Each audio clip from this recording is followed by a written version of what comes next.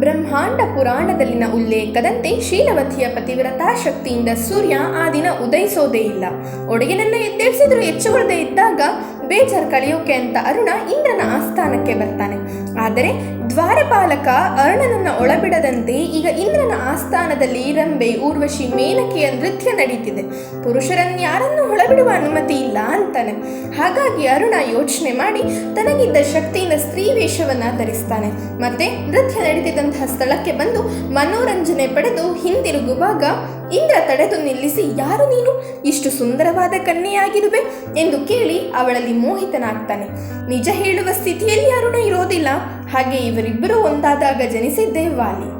ವಾಲಿಗೆ ಜನ್ಮ ನೀಡಿದ ನಂತರ ಮತ್ತೆ ಗಂಡಾಗಿ ಸಮಯ ತುಂಬ ಆಗಿದೆ, ನನ್ನ ಒಡೆಯ ಕಾಯ್ತಿರ್ತಾನೆ ಅಂತ ಸೂರ್ಯನಲ್ಲಿಗೆ ಬರ್ತಾನೆ. ಅಷ್ಟರಲ್ಲಿ ಸೂರ್ಯ ಉದಯಿಸಿರ್ತಾನೆ. ಯಾಕಿಷ್ಟು ತಡ ಎಂದು ಕೇಳಿದ ಸೂರ್ಯನ ಪ್ರಶ್ನೆಗೆ ಅರುಣ ನಡೆದದ್ದೆಲ್ಲವನ್ನೂ ಸವಿವರವಾಗಿ ಹೇಳ್ತಾನೆ.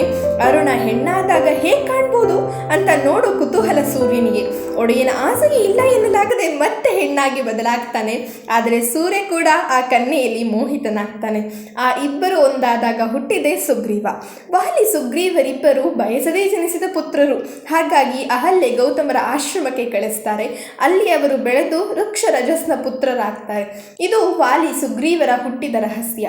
ಆ ಒಂದು ದಿನ ಸೂರ್ಯ ಉದಯಿಸದೆ ಆದ ರೋಚಕ ಘಟನೆಯ ತಿರುವುಗಳಿವು.